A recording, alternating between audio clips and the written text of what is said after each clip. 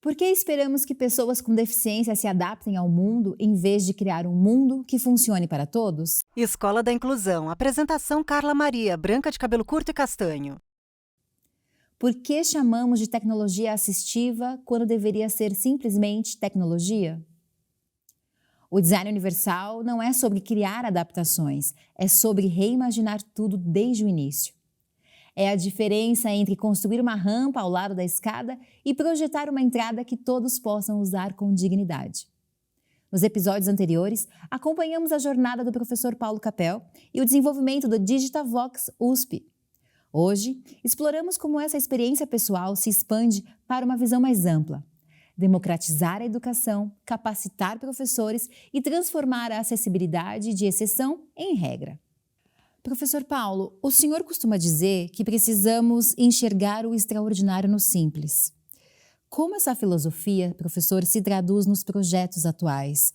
Por que o foco na educação é tão fundamental para quebrar essas barreiras invisíveis e tantas outras visíveis também, né? Muito bem. Paulo Capel, professor da Faculdade de Odontologia da USP. Na semana passada, nós tivemos aí divulgados os dados do IBGE, do Censo 2022, que mostra que temos 7,9 milhões de pessoas com deficiência visual no Brasil. Ele tem pele e cabelo brancos e nariz adunco.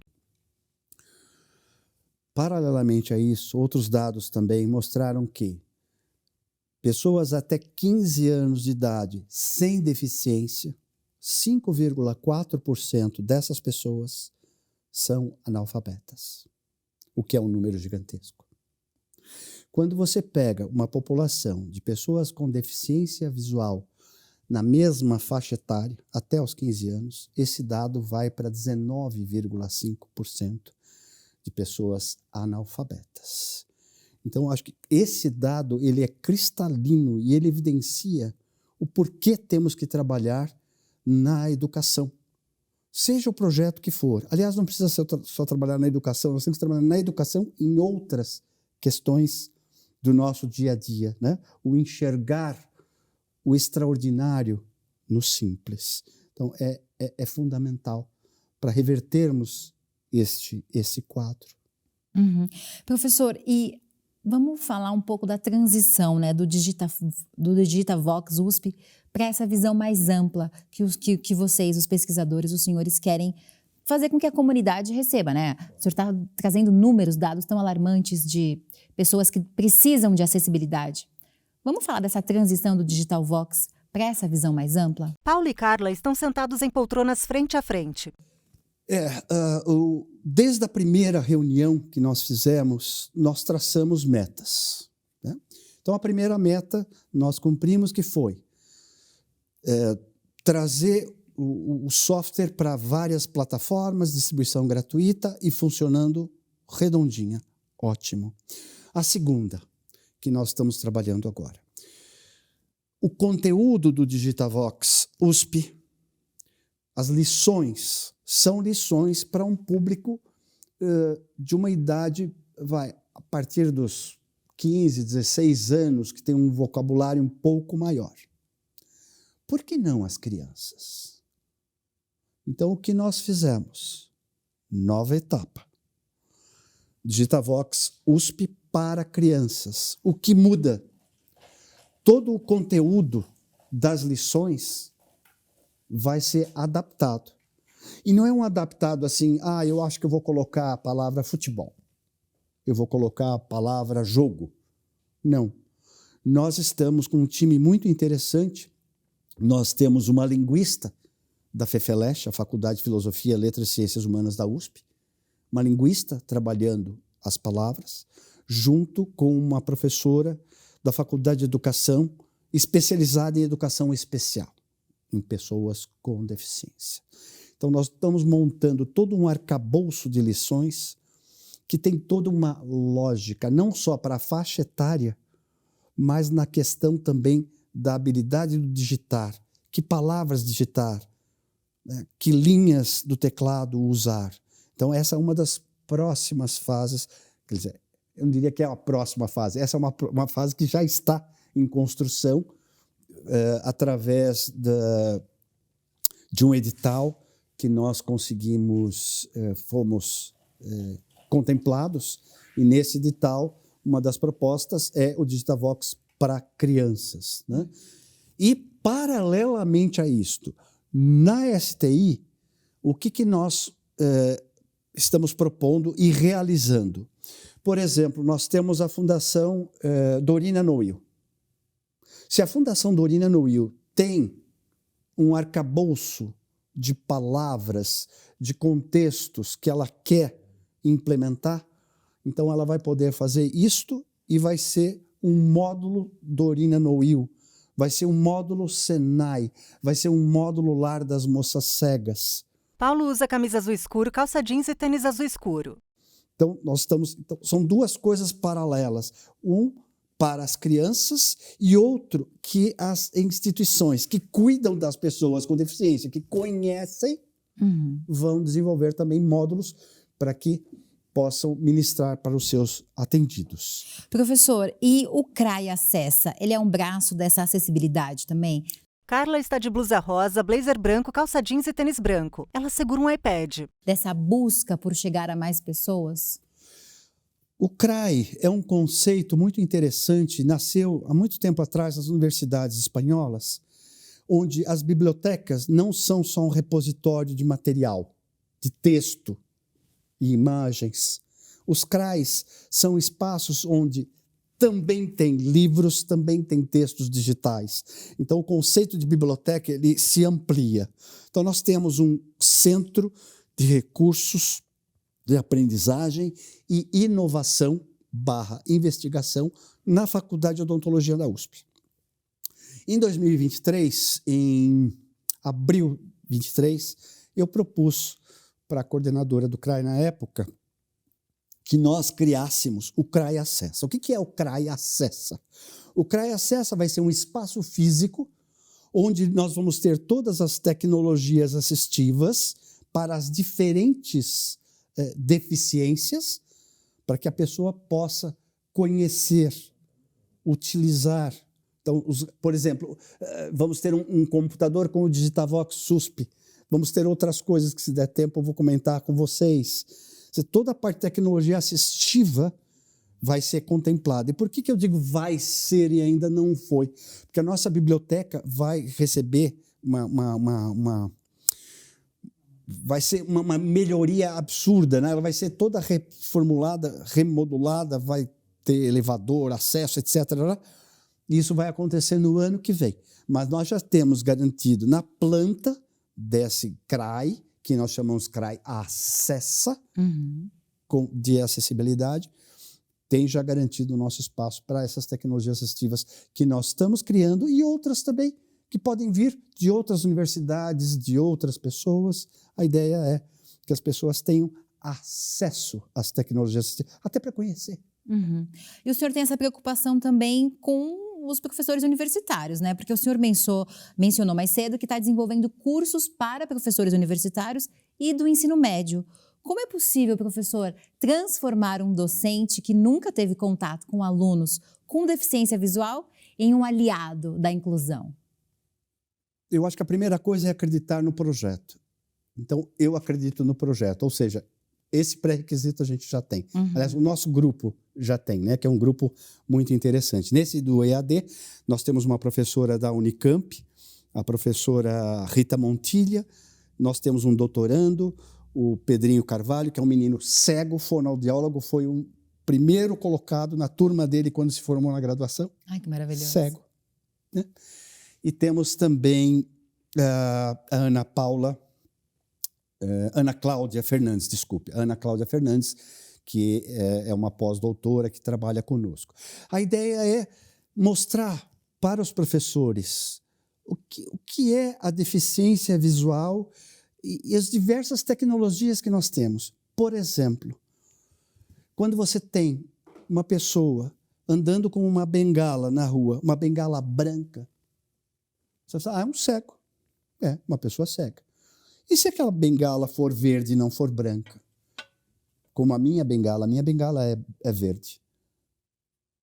Eu sou uma pessoa com deficiência visual parcial. Eu sou uma pessoa com baixa visão. Né? Então, desde essa coisa simples que é uma cor de bengala, que às vezes nós, professores universitários ou até de ensino médio, a gente não conhece. Uhum. Até coisas mais sofisticadas, como saber o que é uma linha Braille, saber o que é um software, um leitor de tela, que quando eu aperto uma tecla, pluf, eu leio ali. Saber que existem softwares que facilitam o entendimento não só da pessoa cega ou de baixa visão, mas daquela disléxica, ou do próprio espectro autista. Né? Então, a ideia é informar esses profissionais dessas coisas, né? Porque muitas das vezes não conhecem. E eu acho que é nossa obrigação mostrar. Né? E nós vamos fazer um curso de 15 horas, a ideia era fazer de 30, mas a verba não foi suficiente. Paciência não tem importância. Uhum. Nós vamos fazer, e com muita qualidade. Né? Então é isso, né? A gente acha muito importante essa questão para os professores, porque se o professor universitário ou o professor de ensino médio, ou até de fundamental, você não sabe algumas coisinhas básicas? Professor, e para que esses projetos avancem, o Digitavox se expanda, as parcerias me parece que são imprescindíveis, é isso? Fundamentais. Nós temos 2 tipos de parceria nos nossos grupos de pesquisa. Primeiro, pesquisadores de várias universidades. Então, temos Unifesp, Unicamp, Unesp, USP, UFSCar. Então, grandes professores que já trabalham com tecnologia assistiva. Então, essa parceria universitária é muito importante.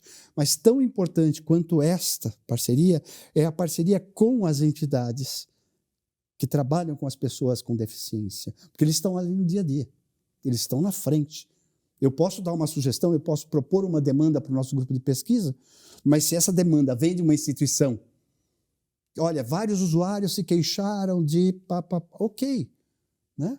Vamos procurar fazer. Agora, professor, tem algo aqui que está chamando muito minha atenção e eu quero que o senhor fale para mim sobre o projeto Segmenta. Me parece que ele usa a impressão 3D para criar modelos anatômicos, né? Como transformar, professor, conceitos abstratos em objetos que se pode tocar? Isso muda a experiência educacional? Está mudando a minha aqui. Há 3 peças brancas e um copo com água sobre uma mesa ao lado de Paulo. Bom, para que você não fique com medo, ninguém do estúdio fique com medo, essas são peças impressas em 3D, em tamanho real, né? Então nós temos aqui um crânio. O professor pega o crânio da mesa. Gerado de tomografias computadorizadas, você pega esses arquivos e transporta para um tipo de arquivo que pode ser impresso, arquivos STL. Então você tem um crânio exatamente de como ele é na realidade. Ele retira a parte superior do crânio. Isso aqui, ele só é de plástico, mas o tamanho, a dimensão é toda... E por que não? Como o Pedrinho Carvalho, que fonoaudiólogo formado na Unicamp, quando ele fez anatomia, o pessoal da Unicamp fez trabalhos em massinha para ele, para conhecer a anatomia. Por que não isto? Por que não isto, né?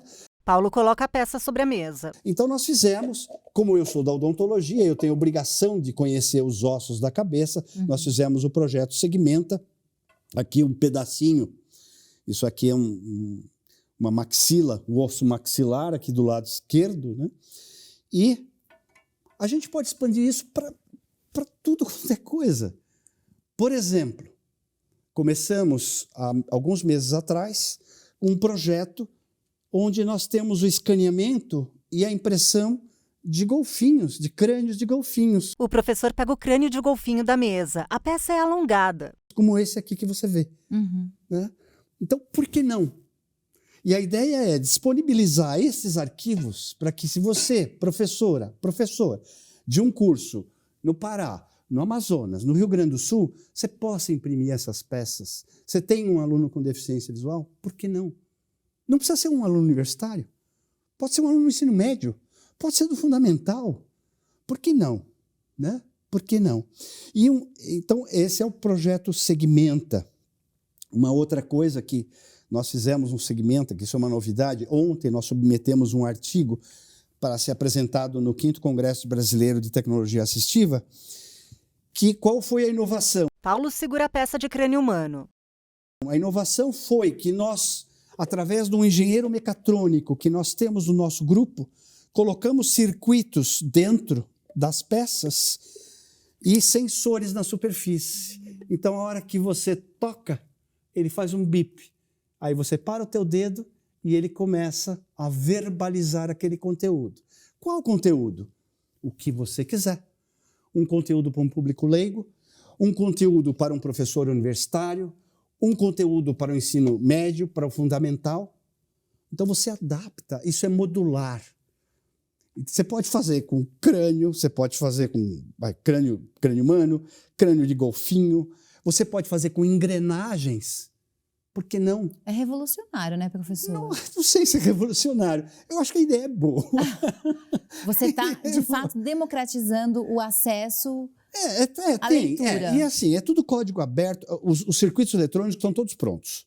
Tá? E a gente vai... a hora que publicar o artigo, tá lá, ó. Você quer replicar? Em qualquer lugar do mundo, não precisa ser no Brasil, não, em qualquer canto, você faz. A ideia a gente está acreditando muito. E a gente tem que trabalhar, a gente tem que enxergar o extraordinário no simples. Eu vou te dar outros exemplos, se você me permitir, eu sei que o tempo já está curto. Por exemplo, né? Quando eu, Paulo, pessoa com deficiência visual, vou encher um copo com água, com suco, seja lá como for, o que acontece na maioria das vezes, Carla? Pode transbordar. Transborda, não é que pode. Tá. Na maioria das vezes. Então, o que nós fizemos junto com o mecatrônico do Instituto de Ciências Biomédicas da USP, junto com a UFSCar, com o pessoal do Núcleo de Tecnologia Assistiva? Juntamos tudo. Falei, gente, será que não dá para a gente criar uma peça, como se fosse um anel um pouco mais gordinho, com circuitos que a gente... Eu vou pegar o copo aqui e mostrar para você. Paulo pega o copo da mesa. Opa! Isso. Então, eu coloco essa peça aqui no meu dedo médio, abraço o copo e aí coloco o líquido no copo. Quando ele chega nessa altura, o dispositivo vibra. Ele aponta para o dedo médio da mão que segura o copo. Será que é possível? Já estamos com o protótipo pronto. O protótipo já está pronto.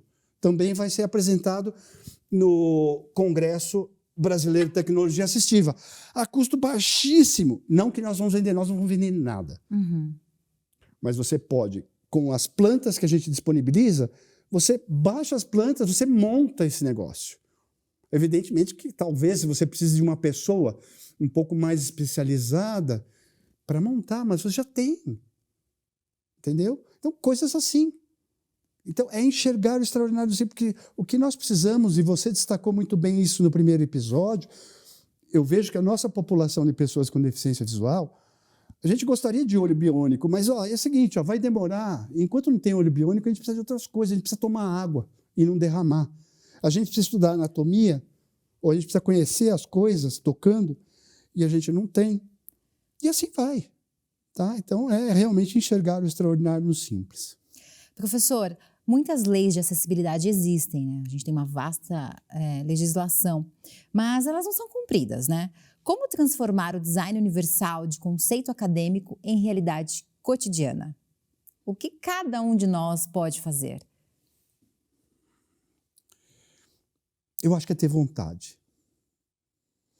E eu acho que você tem que ter vontade e ação. Para quantas linhas de código de programa eu sei digitar? Nenhuma. Fizemos o Digitavox USP, juntei gente boa. Né? Tomografia computadorizada, eu entendo um pouquinho, não muito. Peguei gente que entende. Então, eu acho que a gente tem que, primeiro, ter vontade e nós vamos fazer. Então, a primeira coisa, ter essa vontade. E eu tenho que contagiar as pessoas. Nós temos que contagiar as pessoas. E quando você acredita naquilo que você faz, você contagia, não tem jeito. Você contagia. Então, contagiar o outro. E aí chamar o outro para vir trabalhar com você. Né? Só tem uma coisa. A gente não recebe nada por isso. Aliás, mentira. Eu recebo o salário da Universidade de São Paulo, Recebo sim. Mas eu acho que por aí, sabe? Você, como você disse, a lei existe, está tudo certo, são leis muito interessantes, mas precisa que haja eu vou colocar uma palavra meio estranha para mim nos últimos anos, haja um olhar. Paulo faz aspas com os dedos. Sabe? E este olhar é que é mais difícil. Quando me falam, puxa vida, Paulo, ali não tem um piso tátil para você, ali não tem um não sei o que e tal. Eu falei, olha, o principal problema das pessoas com deficiência no geral, e eu vou falar de deficiência visual, que é o meu ramo, que é a minha situação, a barreira atitudinal é muito maior. E eu poderia também te dar um monte de exemplos assim cruéis que eu já vivi, de barreira atitudinal, de lugares que tinham rampa e tinha piso tátil. Então precisa mudar um pouquinho a consciência das pessoas. E como a gente muda? Primeiro nós temos que nos mudar. Você muda? Muda. Se eu mudo, o outro pode mudar. Se o outro muda, ok, e aí? Professor, o senhor poderia dar exemplos práticos de como esse design universal, que de fato possibilita que todos tenham acesso, né? Não só pessoas que têm alguma deficiência, mas pessoas com mobilidades. Vamos falar, por exemplo, de exemplos práticos. Legendas ajudam em ambientes barulhentos, por exemplo? Sim, sem dúvida, legendas ajudam em ambientes barulhentos, sem dúvida. Só que a legenda, para mim, por exemplo, não serve. Né? Então, eu tenho que usar de outros artifícios. Pensando no design universal, né? Sim. Não há dúvida. Se você tem o áudio, a legenda, um profissional de Libras, muitas vezes, num cinema, num teatro, uma coisa assim. Como também você disse no primeiro episódio, tem que tem que criar um produto, uma situação, para que aquilo seja usado por todos. Vamos pegar o exemplo desses crânios. Isso aqui pode ser usado por você. Você pode ter curiosidade. Deixa eu ver como que é isso. Como que é, como não é. Você pode mostrar para um sobrinho, para um primo, para uma criança, para uma pessoa mais idosa. Se ele fala, melhor ainda. Então, você tem um determinado produto. Ele tem que nascer com o desenho universal, né? Obrigatoriamente, diria obrigatoriamente é muito forte, mas assim, seria muito recomendável que nascesse assim. Professor, e o senhor como professor de universidade pública, que é fruto de uma política pública, né, universidade pública, o quanto nós precisamos também estar atentos e cobrar a aplicação da legislação? Além de nós fazermos, né, aquilo que o senhor está dizendo, da motivação, da cooperação, qual é o papel do Estado aí em garantir essa acessibilidade, eu acho que essa inclusão? O Estado, eu acho que ele já garante. Eu acho que as pessoas é que não se ligam muito, né? Eu vou te dar um exemplo prático. Alguns anos atrás, há 3 anos atrás, eu fui a uma biblioteca. E nessa biblioteca eu pedi um texto. E pedi para que digitalizasse o livro inteiro, porque eu escuto os PDFs. Aí a pessoa foi, de repente voltou e falou assim, olha, não vai dar para fazer. Eu falei, tá bom, por quê? Porque isso é pirataria. Tá bom. Aí ela chamou a diretora da biblioteca, a bibliotecária veio, passou um sabão, né? Me deu uma bronca em público. Assim, imagina um velhinho com a bengalinha verde na mão recebendo um sabão. Desnecessário, né? Desnecessário. E o que eu vou te dizer? Na lei brasileira de inclusão está escrito que as pessoas com deficiência visual têm acesso legal a textos completos digitalizados. Então, eu não inventei nada, eu não fui pedir nenhum favor. Então, é direito. É um direito. Então, o que falta, as pessoas não conhecem. Né? Então, não conhecem. As pessoas têm que saber mais. As coisas já estão aí, está tudo certo, já está tudo... É só executar. Esse é um exemplo. Tá? Posso te dar outros tantos. Professora, a sua jornada nos mostra que a acessibilidade não é caridade, é Não. direito. É direito. É direito. Não é adaptação, é inovação. Não é para alguns, é para todos. O design universal não é sobre criar um mundo especial para pessoas com deficiência. É sobre criar um mundo melhor para todos nós. Quando projetamos pensando na diversidade humana, não construímos rampas, construímos pontes. A verdadeira revolução não está em olhos biônicos ou tecnologias mirabolantes. Está em enxergar que as barreiras mais difíceis de superar são as invisíveis, aquelas que construímos com nossa ignorância e mantemos com nossa indiferença. O futuro da inclusão começa agora, com cada professor capacitado, cada tecnologia democratizada, cada barreira derrubada. A pergunta é: de que lado da mudança você vai estar? Obrigado, professor. Foi um prazer. Muito bom ter estado com o senhor. Muito obrigado. Carla Foi um aperta prazer. a mão de Paulo.